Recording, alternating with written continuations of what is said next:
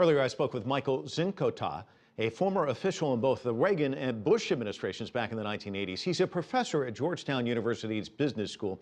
I began by asking him about the goal of President Obama's expected visit to Japan this spring. Aim would be to, I would call it calm the waters, because things are getting sometimes quite stormy. And if we think about it, the net benefit of the conflict is really not there. No matter what outcome, it's a lose-lose proposition. So we're working so hard on carving out these minor tenths of a percent to do somewhat better. And then we run the risk of driving the cart into mud and having it stuck. And hopefully that's what the visit by the president will help avoid. Well, let me just talk a little bit about the tensions and then the foreign minister's comments with regards to these tensions. We know that South Korea has tensions with Japan over territorial disputes. We also know that the South Koreans are upset about the visit to the Yasukuni Shrine by Prime Minister Shinzo Abe. But we also know that those are the same kind of grievances that China has.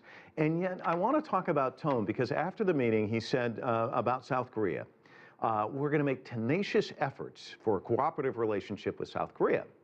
Then when it turns to China, and again, as I said, we've kind of laid out the grievances, he said Washington and Tokyo will have calmness and resolve to China's aggressiveness.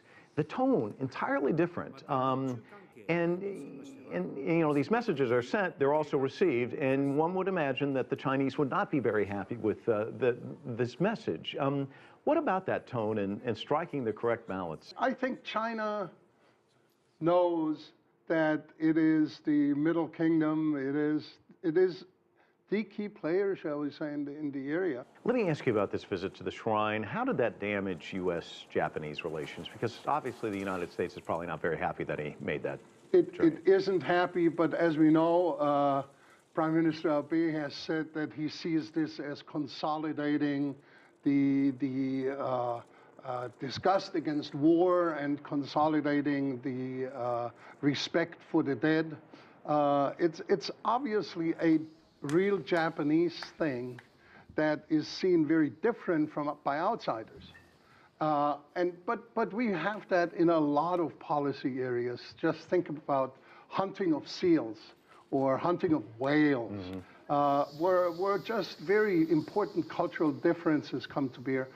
But I think from a U.S. perspective, while we do not like such a visit, will that materially change the U.S. position towards Japan? I don't think so. Are there any sticking points between this 12-nation TPP trade agreement? Can you talk a little bit about that? Well, that's hard to do because, as you know, that's being mainly kept under wraps.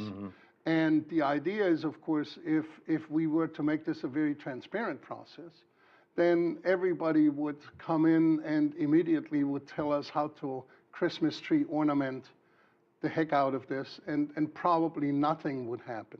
And if we want to have a TPP just as we want a transatlantic agreement, we have to let the process work internally.